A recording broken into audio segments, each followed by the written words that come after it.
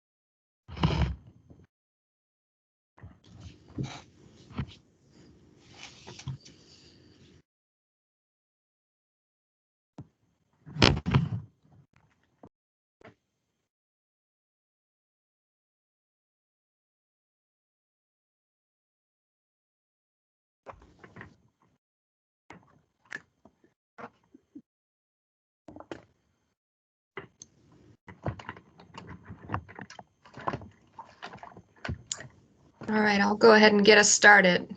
We got a bunch of people that have joined in, and then I still see folks trickling in, but I'll go ahead and kick us off. So I'll start with just our intro, and of course, good afternoon, and thank you, Bill and everyone for joining us for this month's WLEAD Speaker Series event. I'm Marie Honeycutt, and I'm this year's WLEAD Chair. If this is your first WLEAD event, then welcome. If you've attended before, then of course, welcome back. Before we get started, would like to share a little bit about WLEAD. This committee formed about 6 years ago as champions of inclusivity and diversity. We're committed to this education and awareness, and in addition to supporting professional growth of our employees. We love hosting the speaker series each month as it brings together members of our community, builds connections, and creates awareness on important topics. To introduce our speaker today, I'll be handing it over to our very own Beth Barnes. So Beth, thank you. Good afternoon, everyone. So Beth Barnes here, Vice President of Mass Markets and Marketing. Good to see all the names and faces joining us today. And I am very excited to introduce our speaker today. Bill Popp has spent 47 years in both the Alaska private and public sectors, and as the president and CEO of the Anchorage Economic Development Corporation, he sets the strategic direction in marketing Anchorage and Alaska to companies and global industries, considering Anchorage as a place in which to do business, and also assists local businesses looking to expand both within Anchorage and Alaska, as well as the lower 48 and international markets. So we're excited to have you here, Bill, and looking forward to hearing what you have to say. So with that, welcome, and over to you. Well, thank you, Beth. That's a very kind introduction. Very appreciative of the invitation to come back to do another WLEAD presentation. I always enjoy doing this presentation because I usually get really good questions after the presentation is all wrapped up. So I want to encourage folks, drop your questions in the chat or just save them and ask them of me at the end of the presentation. We're going to be covering quite a bit today. You know, before I dive off into the PowerPoint, it's just some fascinating times that we are living in. I believe there's some kind of curse out there that says, may you live in interesting times. Boy, are we cursed. It has just been a real challenge in regards to the world of economic development, all the things that are going on in Anchorage, in the United States, around the world that are affecting us in ways that we never anticipated. The supply chain shortages, the workforce shortages, the somewhat random nature of those shortages. At least it feels that way when we see things missing from the shelf or have a business that's having to curtail operations because they don't have enough people to work, even though it seems totally counterintuitive for the fact that, you know, here we are, we went through a pandemic, thousands of people put out of work, and you would think that we would have thousands of people ready to come back to work as the jobs are being set back up again, opened up again, new jobs being added. But boy, have we missed the boat on that one. It is a very complex picture of issues and challenges that have all come home to roost. I'm hoping today to be able to share with you just some of those perspectives that we are seeing, and to give you a better sense of why things are the way they are and where the future may be headed for our city, our state, and to a lesser degree, I will be talking a little bit nationally also and internationally, because we are a city that very much depends on the national and international economy. So with that, I'm going to go ahead and share screen here. We'll let the technology catch up here.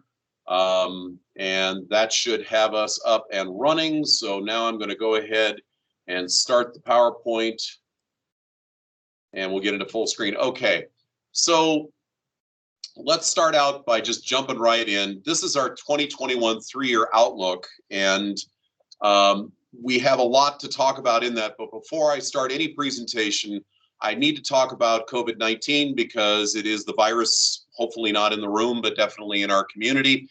And it's important that you know where AEDC stands on the issues related to COVID, because we think it's important for the quick recovery of the economy and putting COVID behind us to the greatest degree that we can as quickly as we can. Conquer COVID Coalition was formed by Anchorage businesses, nonprofits, native corporations, healthcare providers to encourage people to wear a mask in public, avoid large crowds, and get vaccinated. This is good for business. This is good for the community. These are the things that we think are most important to accomplish it on a personal level in the coming months to get our vaccination rates up at a much higher level rate than they are currently. Although we've been doing better here recently, we've got a ways to go, but it's important to take the time to put on your mask, think about it, where you are, what you're doing, make sure that you are not in a situation where you're putting yourself or others at risk, because you may be the one with the virus infection and not even realize it. That is an important element of this. And we want to make sure that you understand our views as an organization. So I'll just close once again. Wear your mask, avoid big crowds, please get vaccinated. You're doing a good thing for yourself. You're doing a good thing for your family. You're doing a good thing for your coworkers, your friends, your neighbors, and the community at large. So now let's go ahead and jump into today's presentation. We're going to focus on three things in big, broad brushstrokes, but we're going to dive down at various points in the presentation to a little more detail. We're going to do a snapshot of Anchorage's job market through employment data and real-time jobs intelligence data.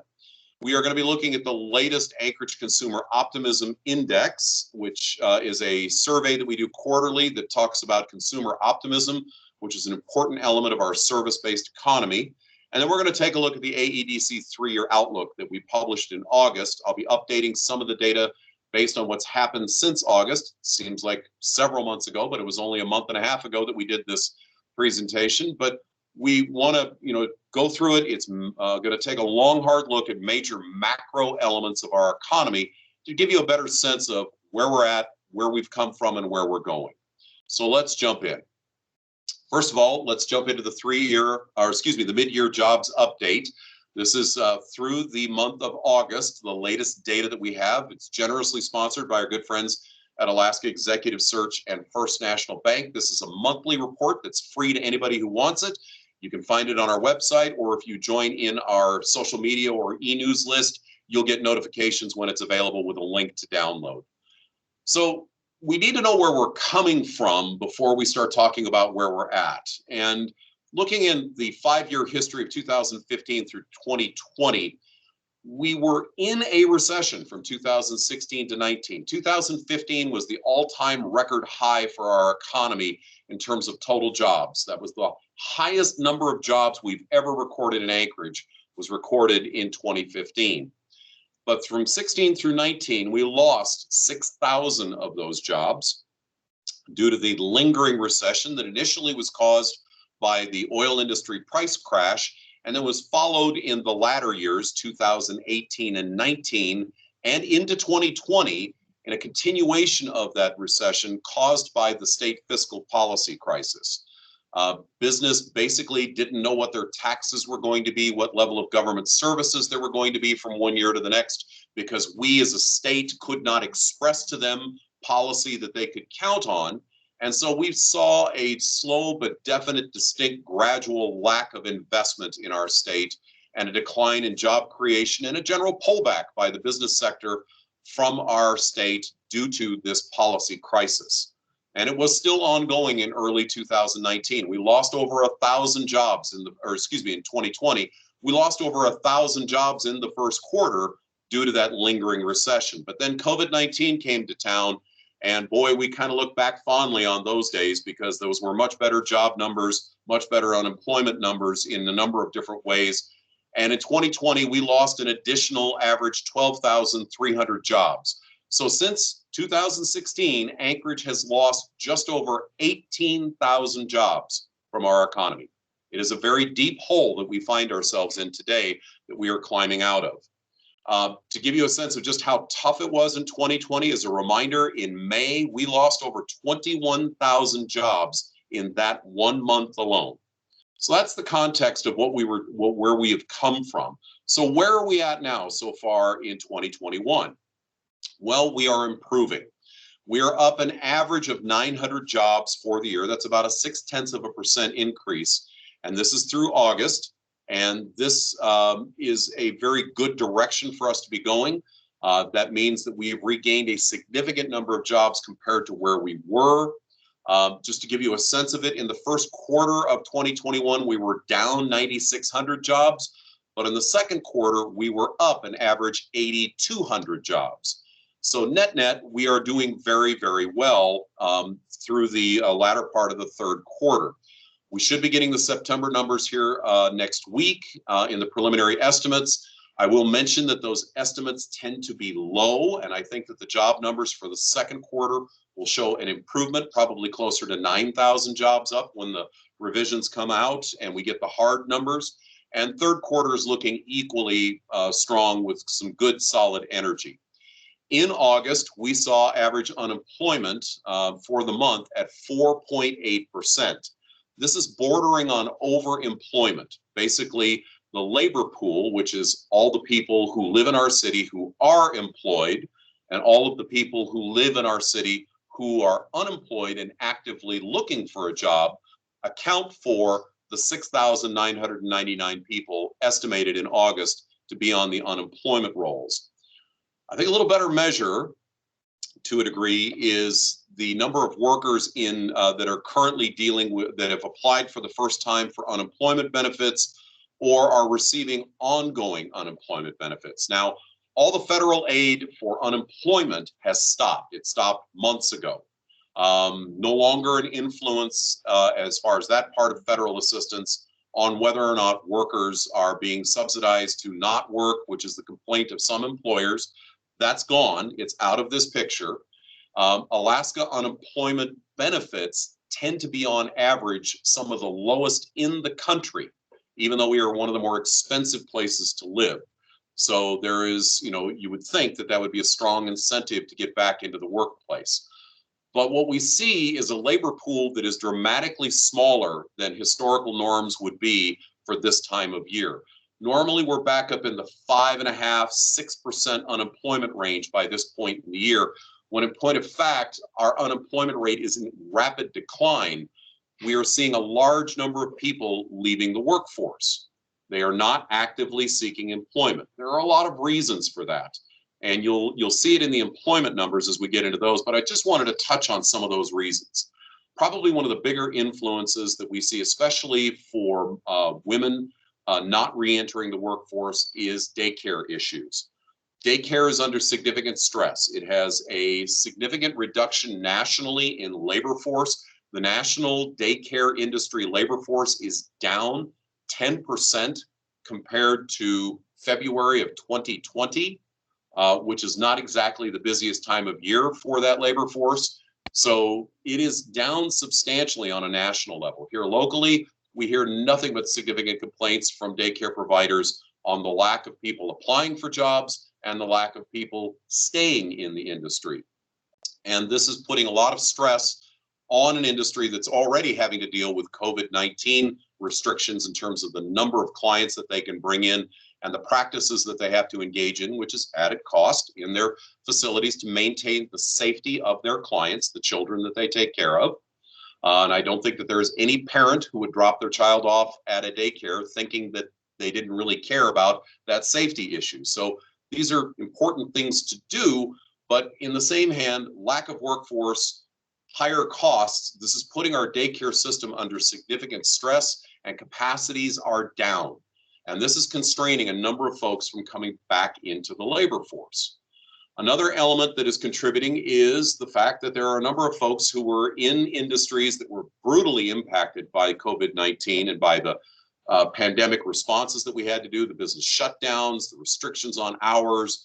All of those things have convinced any number of workers, mainly in the lower wage services sector, to leave their industry, to go and pursue additional education, to decide to look for a job that is less at risk in the face of the pandemic, or to look at just better working conditions, conditions that pay higher wages or less overtime, things along those lines. Or they're just sitting it out. They have pulled out, they've rethought what they're doing, or they have left our state for locations that they can do this. And that's contributing in the services sector to a significant lack of workforce there. You're seeing it represented in restaurants that are closed a couple of days a week, or that are, eliminating lunch services, for example, or just, other ways that they, less things on the menus, simplified menus, et cetera. So those are some of the challenges on that front. We've also seen a significant surge in retirements. The retirement rate has doubled over the last 2 years. Baby boomers are heading out the door far more rapidly than they were projected to. Over 3.6 million retirees in the last 2 years, compared to the 1.5 million that were projected. This is a substantial pressure on the labor force also, and touches all aspects of the labor force, from service sector jobs all the way to high-end professional positions, CEOs, directors, vice presidents, folks at the peak earning years of their careers, stepping off the stage early because they didn't need the stress of the complexities of the workplace in this day and age, didn't want to take risk with their health this close to the finish line going into retirement. A lot of different issues that have complicated that situation. So we've got all of these different forces that have constrained our labor force here in Anchorage and across the country. This is not unique to Anchorage, and it's touching all the communities of our state also. And here's the news I really am sorry I have to deliver. We're probably going to be dealing with these conditions for the next 3 to 5 years, perhaps longer, because of this ever increasing and escalating rate of retirement, the Great Resignation, as it is known. In the month of September, 4.3 million Americans, a record number, resigned, quit their jobs in the United States. That is unheard of and unprecedented in the modern age of the United States. Alaska has no exception to this resignation wave. We're seeing it and hearing about it from any number of businesses. And this is a significant shift in the workforce. And the consequences are higher wages. The consequences are more overtime. The consequences are more technology being used to fill labor force gaps. These are consequences that are going to have far-reaching ripple effects in the overall economy that we still don't totally understand, and that are going to evolve over the next few years, and are probably going to change the face of workforce and the face of the economy in ways that we don't understand yet. And we're trying to get our hands around this, but it's going to be a while. But all the prognostications that we are following, plus our own internal discussions here at AEDC, we view this as a long-term situation of labor force shortages. One last effect that I did fail to mention that I think is very significant and we really need to have a community conversation about is the outmigration numbers that we are seeing from Anchorage to the lower 48 in net outmigration. Fewer people are coming here, same numbers of people are leaving here for the lower 48. And that means that we have a net loss of working age adults for the most part in their prime working years moving to the lower 48. That is a big challenge and a big drain on our opportunities to get our economy back on its feet and to get us back to growth and on our way back to where we were in 2015 and surpassing that and getting us into true growth, which is when we are starting to grow above our recent high water mark. So that's just kind of a quick overview of and a snapshot of what is going on in the labor force and the effects it's having on the marketplace. Let's look at the job numbers. Now, these are the numbers for August. This is specifically the month of August, just to give you a sense of what's happening in different major industry sectors. Leisure and hospitality saw a huge growth in jobs, 4,300 jobs, unprecedented in a single month in the history of Anchorage. Transportation, which is the airport, it's the trucking industry, it is the railroad, it is the Port of Alaska, all forms of transportation, but mainly driven by the airport. You'll see why later in my presentation. Transportation's up 1,300 in our second biggest growth sector. Healthcare up a solid 800, but still below where we were before the pandemic. It is still a big challenge and somewhat surprising to some. We'll talk about that more later on in the presentation. Professional and business services, your design fields, your engineering fields, your project management fields, legal, accounting, nice solid numbers up 700, but we think that that may be taking a bit of a hit as the court system has to constrain things a little bit, and we're dealing with the COVID-19 Delta variant, which is causing a lot more remote work. It is slowing down job growth. Retail trade, pretty lackluster. And we are very concerned that the national trend to online shopping, thanks to COVID-19 and the impacts that it had on people deciding to shop from home rather than risking their health out in bricks and mortar stores, we're only seeing a very weak recovery in the retail trade sector. And we are concerned about this sector in the coming months of winter, especially with the supply chain issues. This is going to make it equally challenging, even more challenging, for bricks and mortar retailers here in our community. And that's not only the small mom and pops, which are very important and make up the largest number of individual businesses and one of our larger employers of retail workers, but also the national chains. We are seeing some very significant pressures on the bricks and mortar sector. Construction, equally weak, lackluster. There's not a lot of projects going on. Supply chain issues, lumber prices, material costs, and a lack of workforce are all combining, as well as a reticence on the part of businesses to make investments this year, and housing, which is really weak. We'll talk about that later.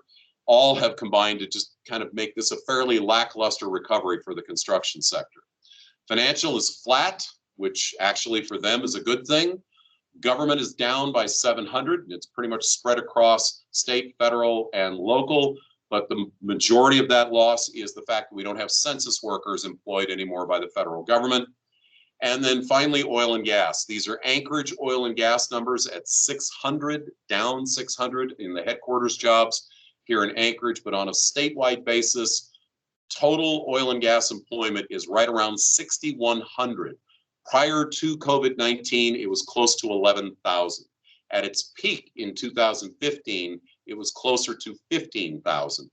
We are currently at less than half of what we were just 6 years ago in total direct oil and gas employment, which also ripples through the support industry sector. This is very concerning to us. We'll talk about that more later in the presentation also. All right, so let's dive in just a little bit in regards to what's going on in the labor market in terms of job postings. We have a tool called the Real-Time Jobs Intelligence Report. This is a web tool that scrapes over 40,000 employer websites here in Alaska and across the country, adding more every day, scraping for individual job postings that are posted for employment right here in Anchorage. This is a very accurate tool used by literally hundreds of economic development organizations across the country to get a clear sense of what's going on in the labor market. We're going to be looking at the third quarter data for the July, August, and September timeframe. We now have that data. And you are the first to see this report, by the way. So I'm very pleased to be able to share this with you. And I want to thank our good friends at KeyBank for sponsoring this report. So in the third quarter for the city of Anchorage, over 16,000 individual distinct jobs were posted in Anchorage, with over 11,000 distinct job titles, 2,700 plus employers posting jobs, with nearly 600 different occupations represented, 340 plus different certifications sought, and over 1,200 hard skills that employers wanted in candidates for positions that they were posting. So what does that look like in terms of the details? Well, here's the top 10 most posted jobs in the last quarter. You would often think that it'd be like, you know, fast food restaurant workers or retail salespersons. No, registered nurses. For the last 2 years now, the postings for registered nurses have been the #1 job posting in Anchorage. This represents 854 distinct individual nursing positions that are trying to be filled by local hospitals, clinics, and businesses and organizations that have trained registered nurses on staff. Stunning number. And then here's the other part that this doesn't represent. Only about half of those positions were filled in the last quarter.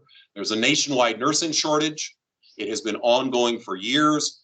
In 2019, registered nurses was the #2 most posted position, just barely behind retail salespersons. It is a significant national shortage that has been ongoing, that has been amplified in an order of magnitude I can't even begin to describe in this COVID pandemic. And it is not going to get better anytime soon. And this is a constraint on hospital capacity. It's their ability to care for patients. This is a constraint on healthcare service delivery to you and me and to our family members.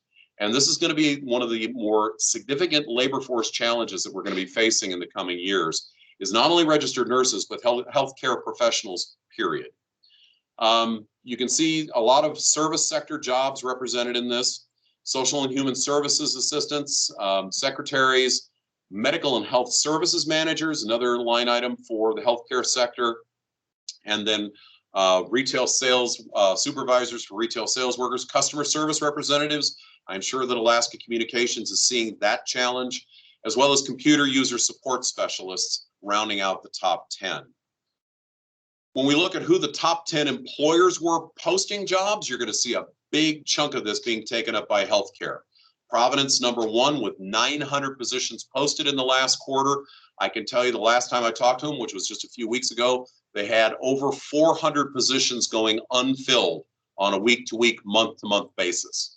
They are really having a hard time filling positions in all aspects, not just nurses, not just doctors, not just technicians, but the support staff that is critical to their operations. Alaska Native Tribal Health Consortium, same story. Humana is not who you think it is. Humana used to own Alaska Regional Hospital, but this is in fact a health insurance startup that they have brought to Alaska, that they are populating with all forms of professional technology and other forms of workforce that they are filling positions for right now. The Anchorage Daily News is on a hiring tear. We're not 100% sure what this is. I have not been able to get with them yet to find out what they are hiring for. School district is still hiring, as is Alaska Teacher Placement. We have an ongoing teacher shortage in our schools. There has been a real flight from this sector in workforce, unhappy about working conditions, working wages, and health risks are some of the major contributors to the challenges that we are dealing with in the school district. HCA is Alaska Regional Hospital. Then we're rounded out by the state of Alaska, GCI, and Alaska Executive Search, rounding up the back end of the top 10.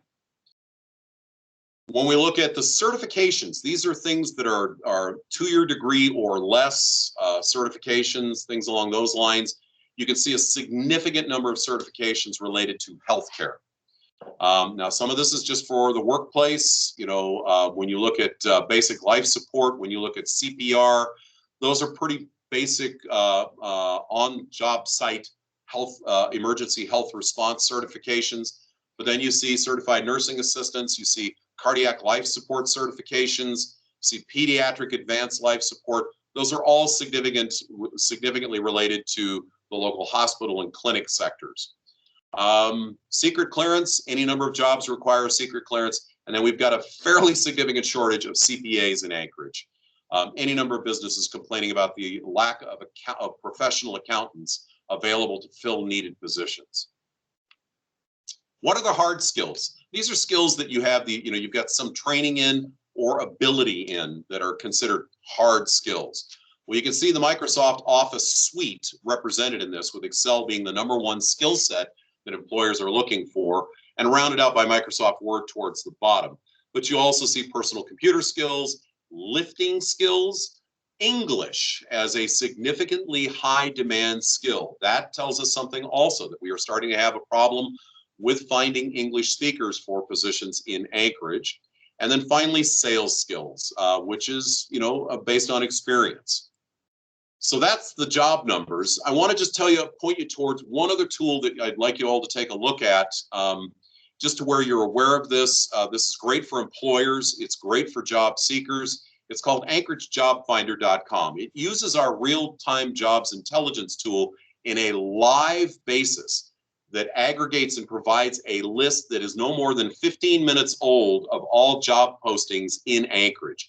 It scrapes employer sites, it scrapes helpwanted.com sites, it scrapes government sites, pulling together all of the postings, deduplicating them, and then putting them up in a searchable way.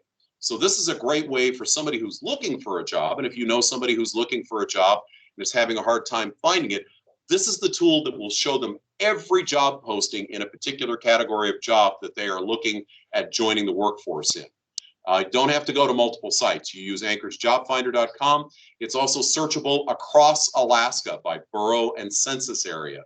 So this really is a powerful tool for job seekers. It also is taking and amplifying the reach of employer job postings and getting them out there in a way to where they have a higher set of odds of job seekers finding their posting. And we are providing this free of charge. There's no cost to this. It was generously funded by the municipality of Anchorage with $14,000 worth of grant funds from their ARPA funds, their federal COVID response funds, that we propped up trying to help getting more people back to work and employers more fully staffed up. So check those out. That's something that we're pretty proud of. All right, let's talk about consumer optimism. We're going to change tracks here just a little bit. We are a consumer-based economy. 95% of our jobs come from the service sectors, as opposed to goods producing jobs like construction or manufacturing. And so we really pay attention to consumer optimism. The survey is performed quarterly for us by Alaska Survey Research using the Northern Economics Consumer Optimism Index survey model to gauge consumer optimism and where it's headed and where it's trending. So we rate this on a scale of 1 to 100, with anything over 50 leaning to the optimistic and anything under 50 leaning to the not optimistic. The Q2, which is the latest data that we have, the survey was just out on the street last week. We're expecting the results next week, and we'll be publishing the third quarter here in the next couple of weeks. But for the second quarter, we were very excited because we saw a marked improvement from the mid-40s up to 54.4. Now, what we see in the 45, we view the 45 to 55 range as we're not sure. It's not really anything that you can count on. It's starting to lean one way or the other, but it's in that kind of middle space where consumers are just kind of not really sure where things are. But we view this as a significant improvement, nearly in the true optimistic range. So what makes up this score? Well, there's three questions, and let's go through them right quick. What is your confidence in the local economy? What is your confidence in your own personal finances? And what is your confidence in the future of the Anchorage economy? Well, local economic confidence, as of the day that the survey was taken, was right smack dab in the middle at 49.8. Basically, we're not sure. Could be getting better, could be getting worse. But that was an 8-point improvement from the first quarter of the year. So it definitely was moving in the right direction. Personal financial confidence improved by 5 points from the high 50s, which was still in the optimistic range, but was one of the lowest scores we'd had on that in years, back into its traditional range in the low to mid 60s, 62.8. What's personal financial confidence? Do I have enough money to pay the rent? Do I have enough money to put food on the table for me and the kids? I have enough money to have a car, drive my car, put gas in my car. Those kinds of questions, that's the kind of mindset that goes into that question. Future expectations, another indicator that's up 8 points. Our biggest mover out of these three, that's the future expectation of where the economy is headed. It was in the low mid 40s. It has markedly improved, and we are hopeful that the third quarter will show some significant improvement all in terms of the future, the view of the future of the Anchorage economy. The one challenge has been the flare-up of the Delta variant and all the problems that it has created in the last few months. So we'll see where this goes when we get the next survey results. Okay, let's dive into the outlook. Got a lot to cover here in a very short period of time. I want to leave plenty of time for questions, so I may zip through some of this. Excuse me. So this is compiled by our good friends at McKinley Research Group, and it is sponsored by Northern Air Cargo and Northrim Bank. We deeply appreciate their support of this signature research project that we do every year and release in August at our August luncheon. So population is in decline and has been in decline since 2013, when we hit our record peak of 301,000. As of 2021, we are expecting our population to come in at 288,500 as a round number, a slight decrease from 2020, although we are starting to see signs that we may have been a little too optimistic on this number, but we're standing by it for now. Over the next 3 years, we expect our population to decline by another 3,000 people. So we will be down 16,000 people since 2013 by 2024. This is a very troubling trend for us. Losing population, especially with the demographics that we are seeing in the population that we are losing net, which is in the 25, 35, 45-year-old demographics, with an increasing spike of retirees leaving our community, in combination with that, is a loss of opportunity for us and a loss of skill sets and basic workforce. And this is going to be a big headwind for us for the next several years in terms of getting jobs filled and getting our economy back on track. We know that quality of life is one of the major attractants for people, as well as available housing and affordable housing. And so we are going to be looking at those here a little bit later on in this presentation, but that's our population view. Personal income, we did see, amazingly, thanks to all the federal funds that were pumped into the economy and into people's bank accounts in 2020, we saw about a $500 million increase in personal income last year, as well as a booming stock market. We expect it to be flat this year because a lot of that federal aid has dried up. And so we don't expect it to grow significantly this year, but we do expect it to return to growth in 22 out through 24, thanks to the job recoveries that we're going to see, as well as other economic activity that's going to help to contribute to personal income. The airport, this is a tale of two airports. Anchorage International Airport, in point of fact, is two distinct kinds of airport. It's a passenger airport and it's a cargo airport. Let's talk about the passenger side first. We were in record high territory in terms of annual enplanements. An enplanement is somebody getting on an airplane or getting off an airplane. So you can see that we had 5.76 million enplanements in 2019, and our projections for 2020 was to see that number go up closer to 6 million enplanements. Then COVID-19 came to town and our tourism season vanished, and we watched our enplanements drop by 2.5 million down to 4.1 million. We are projecting a 500,000 enplanement increase this year. Thank you very much, independent travelers. We expect another 500,000 increase next year, thanks to the return of the cruise industry. And then we project slow, modest growth over the next couple of years. We think that there's going to be a little bit of reticence in the cruise sector and in the travel sector just because of COVID-19. And this was driven quite a bit by the tourism sector. I hope we're wrong. I hope that the growth in enplanements goes up more dramatically and that we see a significant increase in the amount of tourism coming to our state, as well as a return to business travel. But we think the business traveler is going to become a bit of a unicorn in the coming years, thanks to the ability to more cost effectively have meetings and attend events via Zoom and the similar tools. Air cargo, on the other hand, is booming. We saw a record year in 2020. Anchorage International Airport was the 4th busiest cargo airport by tonnage on the planet. First was Hong Kong, second was Memphis, third was Shanghai, 4th was Anchorage, 5th was Incheon.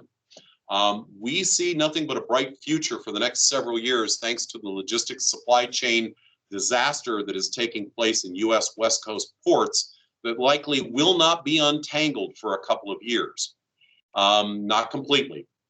And that there will be reverberation effects of in shippers going, why am I putting all of my eggs in one transportation basket and shipping it only via ship? And we expect to see air cargo to continue to have a significant role in the Anchorage air cargo scene. And we are expecting record high growth in tonnage numbers up to 4.1 million tons in 2024. We have some other project. We have another project that we are working on with the airport that is going to be announced very, very publicly soon, called AK Speed. This is a project to develop a supply chain that flies air cargo that would normally be stuck on a ship off of Long Beach. Instead of getting it stuck in that messed up transportation system for the next couple of years and beyond, we are trying to skim 1 to 2% of that tonnage that's going normally would be going through those ships and have it fly into Anchorage, containerized here, put on our Tote or Matson or Linden Marine Line southbound vessels, and then put back onto a truck in Tacoma, where they've got a guaranteed docking. They sail right by the 20 to 30 ships that are stuck offshore off of the port of Tacoma and Seattle, because they have guaranteed docking, and then they get it to the end buyer within 6 to 9 days, 15 days at the outside, depending on which model they choose, either ship or barge. This is at a cost savings that our research tells us can be as much as 50% compared to air cargo, and far faster than the current 3 to 4 to 5 months surface transportation is taking. Of course, unless you want to pay, as opposed to the old rate of $1,500 to $2,000 to get a container delivered in 30 to 45 days before COVID, it's now, if you want it that fast, it's $18,000 in some cases to get that container at the front of the line. So we think we've got something here. And just to put it into context, if this were to be 100% successful for the capacity that we have, it's equal to about 1,700 containers weekly going south via the 3 vessels that are leaving the port of Alaska a couple of times a week. And that is the equivalent of an additional 150 747s landing in Anchorage International Airport each week. Huge job potential, huge investment potential. We're very excited about this. You'll be hearing more about it in the coming weeks and months. Port of Alaska, tonnage has gone up. Thank you, jet fuel, because their container traffic was down 1% in 2020. And then their general goods, concrete, lumber, vehicles, stuff like that was down 17% in 2020. But overall, the tonnage actually increased because of the significant surge of jet fuel coming over the docks at the Port of Alaska, which helps freight rates overall, that was being used by Anchorage International Airport and the significant surge in air cargo traffic. We see the tonnage numbers continuing to improve in the coming years at the Port of Alaska. Mainly due to jet fuel, but also due to some recovery in containers and general goods being shipped up in the ships and barges that are docking at the Port of Alaska. When we look at building permits, it's not a pretty story. Flat and low. We just are not seeing a lot of proposals for significant building permits in Anchorage. Now, there may be some bright spots. We've got some very significant projects being proposed out at Anchorage International Airport, almost $1 billion worth of projects on the drawing board. It looks like 2 are going into full-blown permitting, and possibly the other 3 to 4 will be following here over the next year to 2 years. That will change these numbers. But in general, commercial permitting in Anchorage, not a lot of bright spots on the horizon at this time. That can change overnight. Please remember, a permit is not a promise to build. It is just a step in assessing your project and the cost of that project and getting it ready to be built when it gets the green light of final financing. But right now, things are pretty flat, and the housing market remains very, very flat. We, at last count, had less than 200 single-family home permits taken out this year. Now, we can see a significant number of permits being taken out in the fourth quarter if things go well, for construction for next year. But at this point in time, we have nothing that leads us to believe that that is coming. Time will tell. We are hopeful that we will exceed these numbers. But right now, the building permit sector, particularly on the commercial side of things, remains relatively flat. It's mostly government projects that are being permitted at this time. Anchorage new housing, this tells the story of the housing market. Now this is not a projection. This is just telling you what the numbers are that we expect. And we're starting to worry that our projection for 2021 was a little optimistic. But 2020 did demonstrate 420 building permits taken out for single family homes. But we're just not seeing a lot of energy in that market over the last several years, not since 2014-15, when we were seeing some fairly significant numbers. Very tough times in the housing construction market. Building permit shortages, or excuse me, building material shortages, increased costs for building materials, particularly lumber earlier this year, with a fairly significant decline, but now it's bumping back up again due to some COVID issues and supply chain issues. It's just a hot mess for anybody trying to do anything in the construction market. I have one developer developing apartments here in Anchorage that was trying to order 50 stoves for their apartments so that they could get people placed in those apartments fairly quickly. They've been trying to order them since the project was permitted back in 2020. They can't get the stoves. There is a 25,000 stove backlog of ordered stoves for the Pacific Northwest that have to be filled. They tried to switch to ordering ovens that don't have chips, because that was what the problem is, lack of integrated chips. Excuse me. Couldn't find any of those. So the deal that they're thinking about doing is to offer new tenants a free hot plate and toaster oven for the period of time after they move into their apartment until they get their new stove. The days we live in, boy, are they interesting. So yes, that's some of the challenges that we are facing in the housing market. Yet, prices are up dramatically. We are projecting the average price this year for a home sold in Anchorage will be up by $28,000 compared to 2020, which was the previous record high year for average sale price. We believe the average sale price this year will be $425,000 for an average home sold in Anchorage. When you look at what kind of a change that is over the last decade, that's over $100,000 increase, basically a 33% increase in the last decade in the average sale price of a home. It is times of scarcity in times of high demand, and it has really changed the housing market.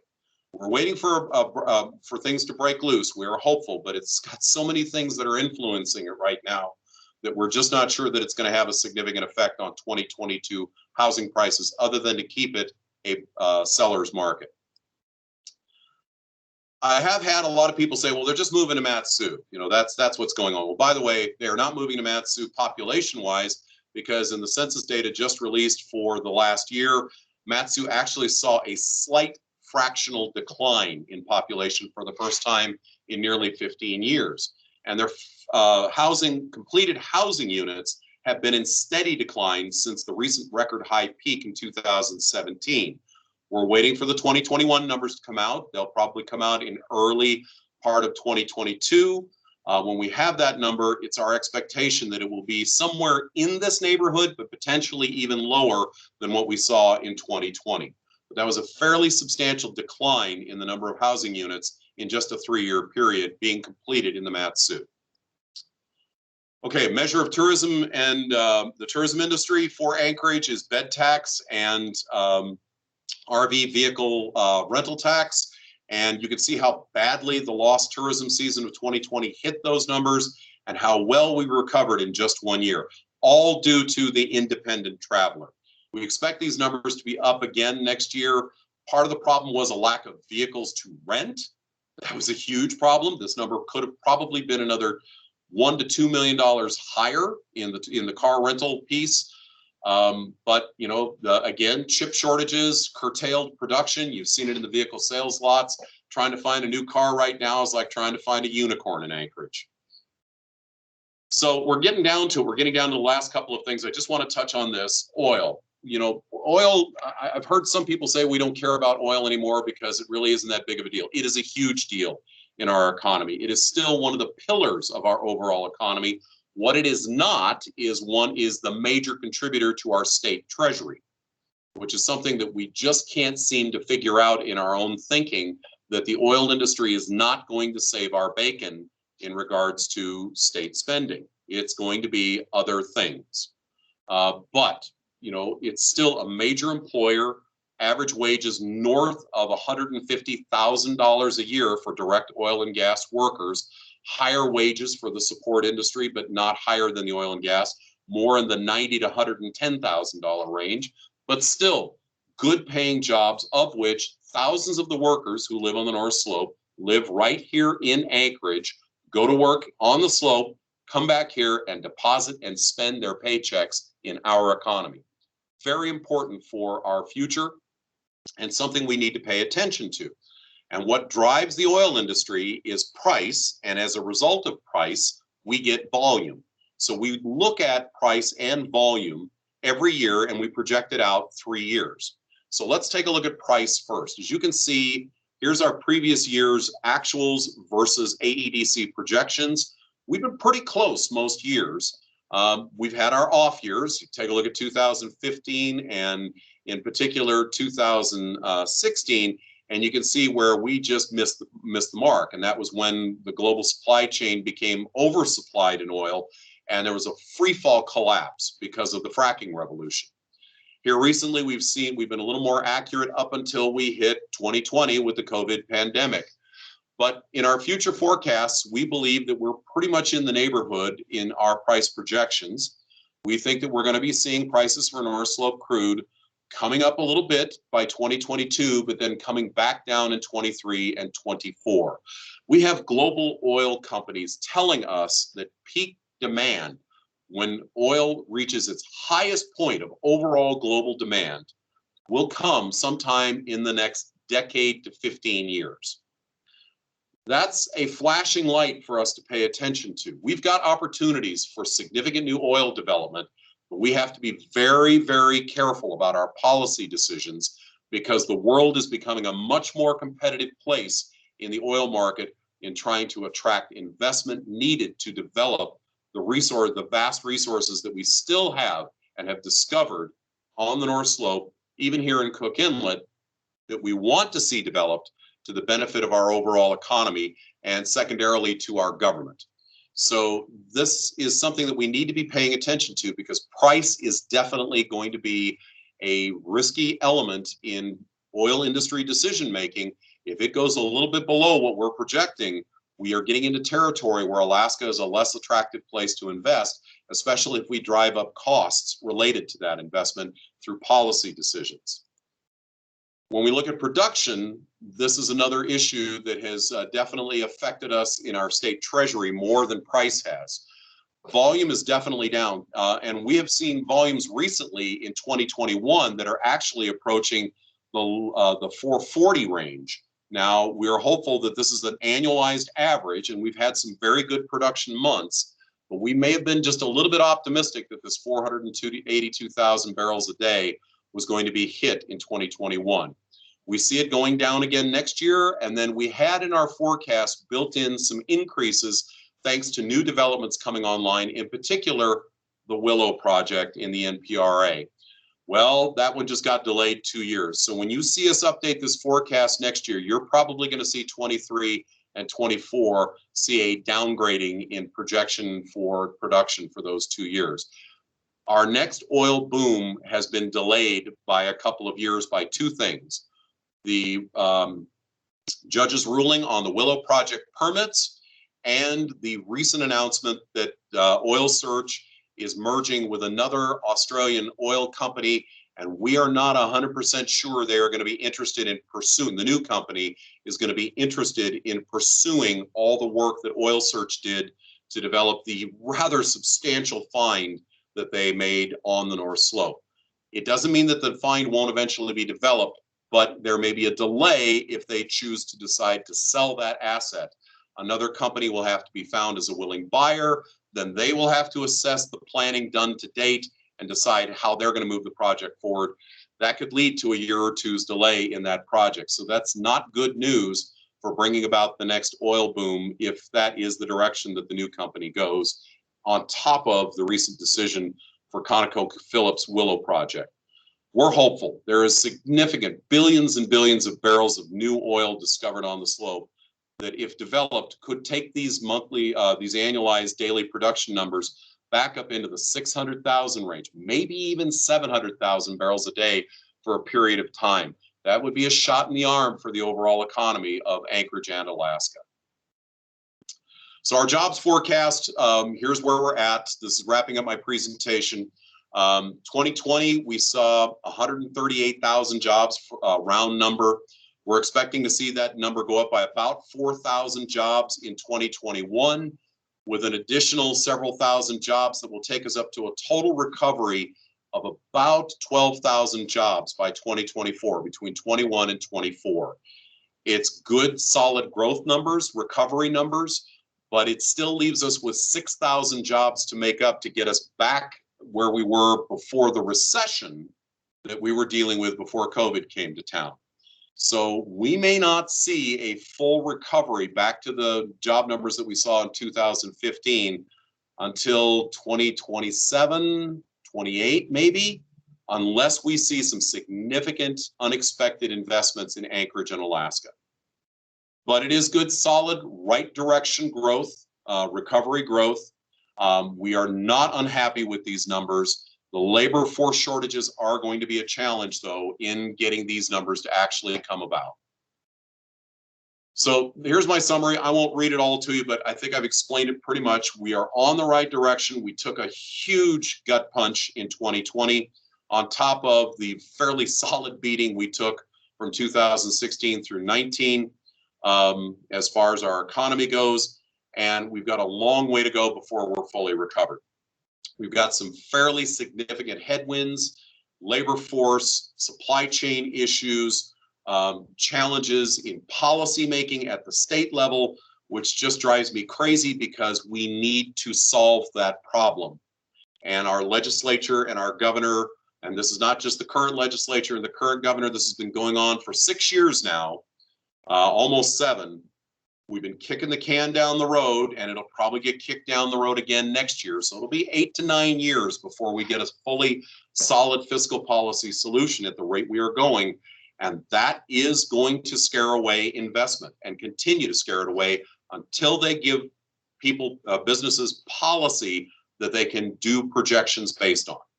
So if you want to do something to help contribute to the solution, get with your legislator and demand that they take action. Write the governor, write all the members of the legislature, tell them what you think.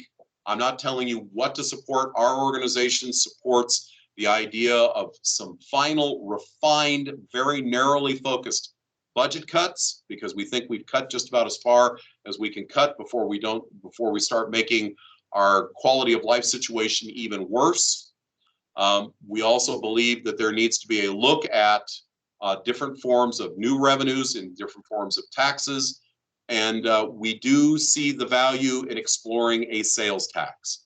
Our membership feels strongly that that is, out of all the choices of a sales tax, an income tax, an a head tax, whatever you want to call it, they are most interested in seeing a sales tax first.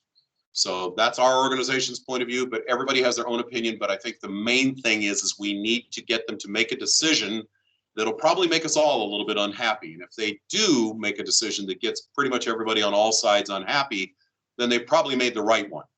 They found that compromise in the middle.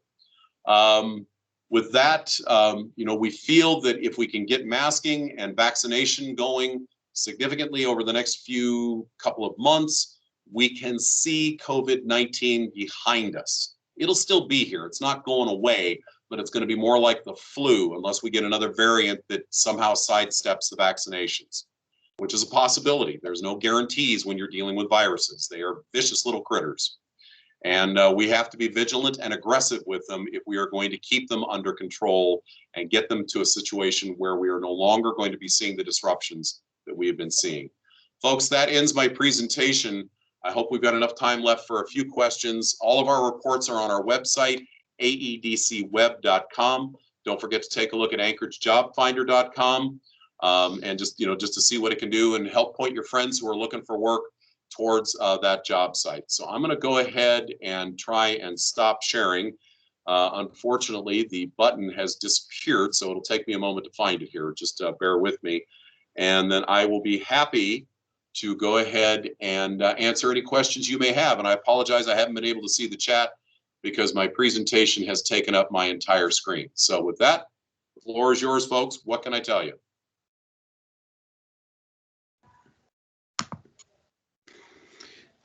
Thanks, Bill.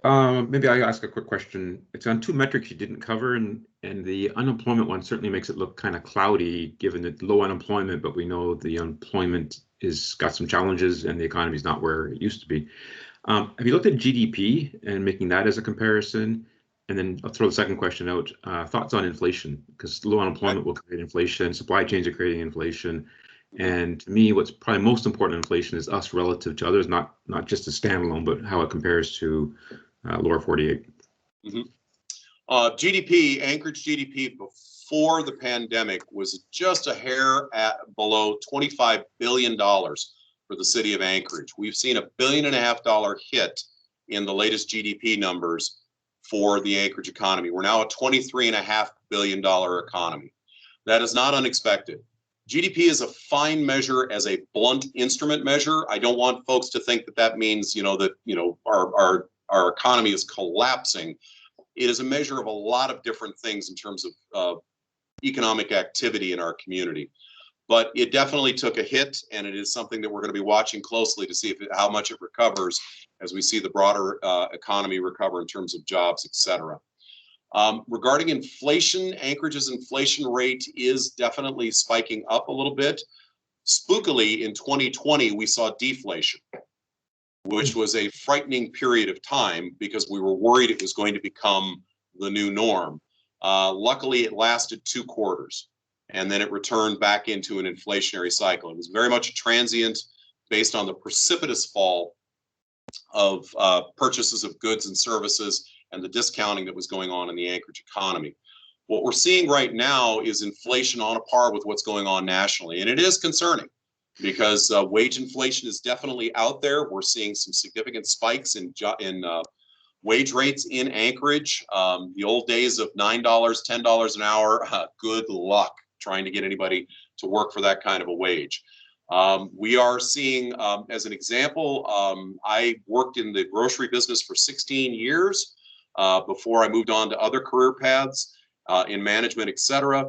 And I just saw a posting for a front-end checker position with Cars Safeway at $21 an hour.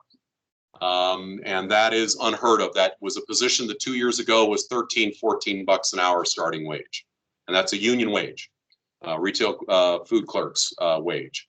So we are going to be facing some challenges. I think one of the big contributors also to inflation is the issue of supply chain. And to the degree that the supply chain can become untangled on key resources over the next year will make a big difference in overall inflation. But wage inflation, I think we're going to see upward pressure on wages next 2-3 years. And it is going to be an inflationary period for the city of Anchorage. How that translates into cost of living and other issues, it's going to be substantial. And we're already 26% above the national average cost of living for all cities in the United States. Thanks, and thanks for the presentation. You bet. Okay, I see a whole bunch of icons and not many questions. And unfortunately, I am not getting access to the chat. I'm not quite sure what's going on here. Let me take another shot at that. I'm not seeing questions. So folks, speak up, tell me what you got.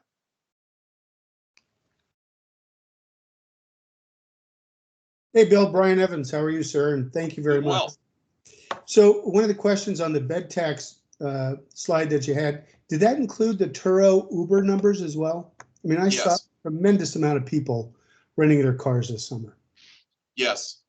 Okay. Yes, that's the beauty of Turo. It does collect local taxes. They were smart in their business model and didn't get into fights with local communities over vehicle rental taxes. So yes, that did include those taxes. Great, thank you. Mm-hmm.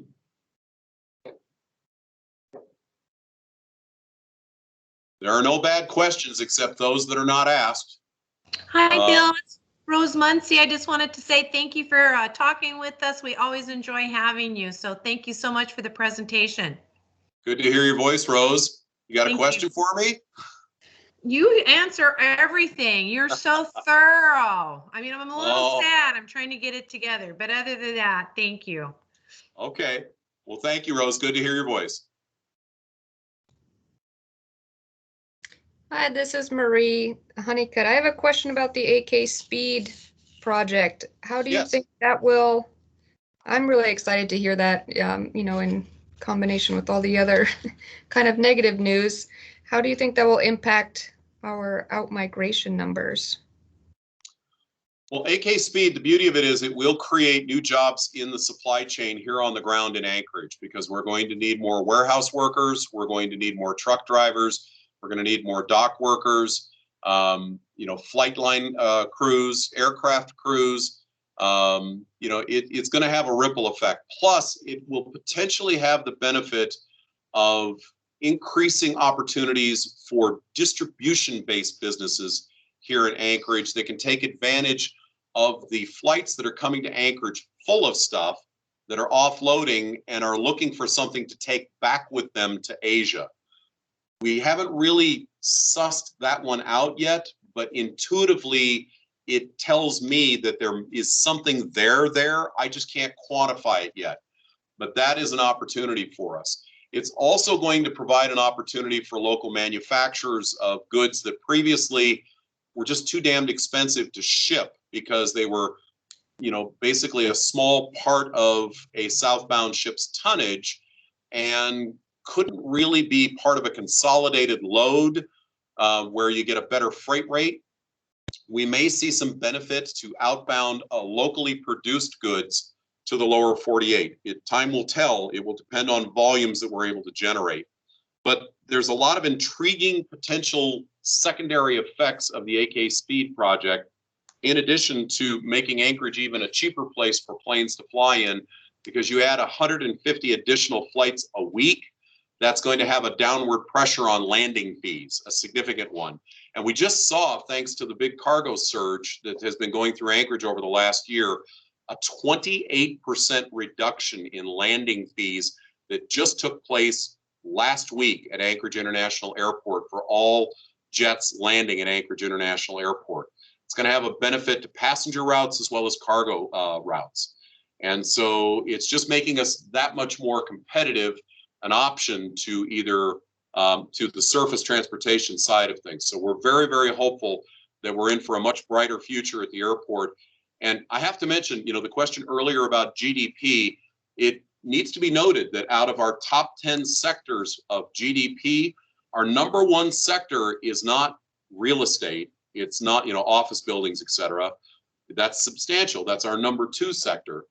It's not oil and gas. Oil and gas, because of the pandemic and the major downturn in activity, is now our fifth biggest contributor to GDP for the city of Anchorage, as opposed to its former position of second. Our number one sector is logistics, with over $4 billion worth of activity going on in Anchorage related to logistics.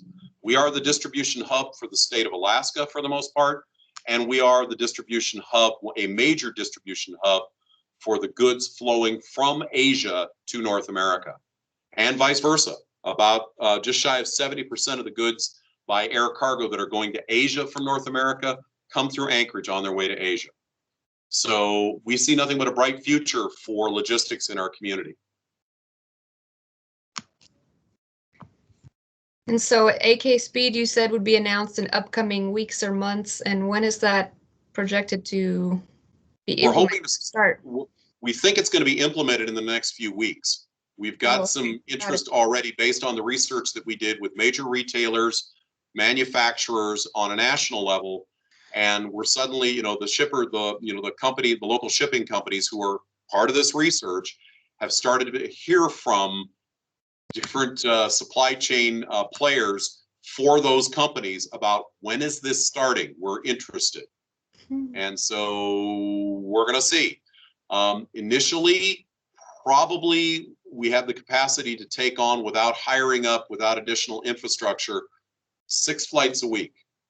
So that means we're going to have to see some of these airport facility projects start to ramp up pretty quickly.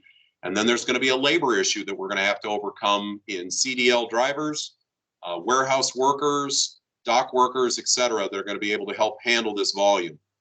But I guarantee you the logistics companies are starting to go, hey, this could be big, and they're starting to think about it. So I am hopeful we will start seeing some initial flights here within the next 2 to 4 weeks. That's great news. What other questions do we have out there? I have a question. Hey, Bill, this is Joe Dolan. I had a question about some of the information that you shared with us earlier. I was curious if you had any ideas why housing prices continue to climb in Anchorage by 10 to 15% since 2014, if the population's been steadily declining at 4 or 5% over that same period. Are people choosing to spend their money on that or invest personally in real estate versus some other reason? Do you know? It's a lot of different factors from what I'm hearing from the realtors. And, I talked to quite a few realtors to try and get a sense of this. You've got historically low interest rates. You've got a lack of construction of new housing. Each year adds to the growing level of obsolescence in our housing market, where there's a preponderance of even older and older houses. The pandemic crammed a whole bunch of families together in homes where moms and dads were working, kids were trying to go to school, and they found out just how small their house was. And so that has created a demand for upscaling in terms of housing situations. It has been very, very challenging because of the lack of construction. So basically what you've got is cheap money in the form of low interest rates in a marketplace that is constrained on inventory. You've got a lack of inventory. Inventories are 40% of what they were 2 years ago. We're at record low inventories. Yet, the number of units being sold are at record highs. So you have truly the most simplistic model of the effects of supply and demand on price. It's just simple market factors. If you've got a house you want to sell right now, oh my God, put it up for sale. Well, maybe wait until after the holidays, because that's kind of the dead zone. But come January, February, you put it up, you'll probably have it sold fairly soon. If you're a buyer, men, I'm so sorry. Your choices are going to be limited and they are going to be very expensive.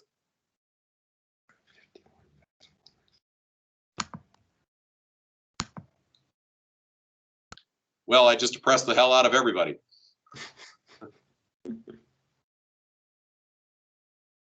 I am hopeful that we're going to start to get some policy changes that will help to promote more housing construction, but land use policies, permitting policies, building standard policies, they will have an effect.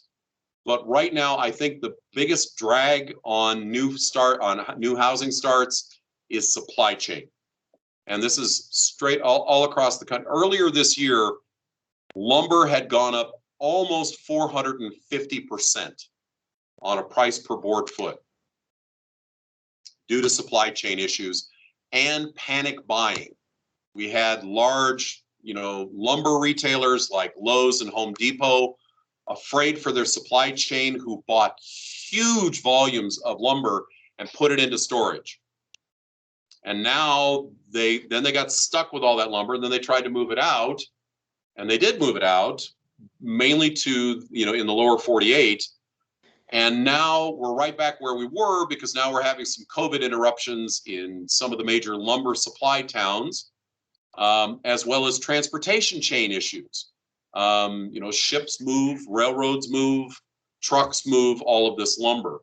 And that's been a big issue also. And then, issues with fabricated parts and components of homes. I gave you the example of ovens.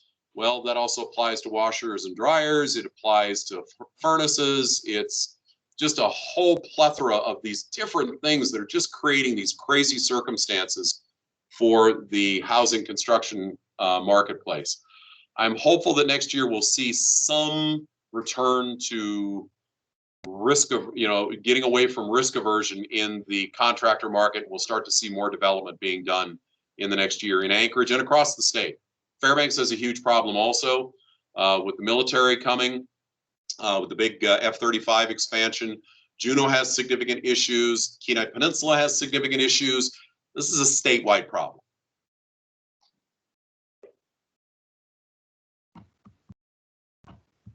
Finally got my comments to work too. So if I've missed a question in the comments, if you could point it out to me, I'll be happy to jump on it.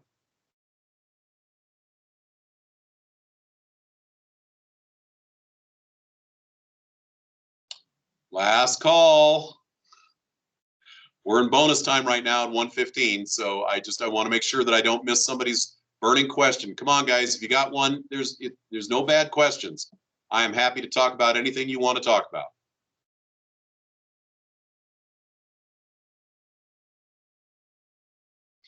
Okay then. Well, I am an easy guy to get a hold of. If you've got a question later that you want to ask me directly, you can track me down on our website, aedcweb.com.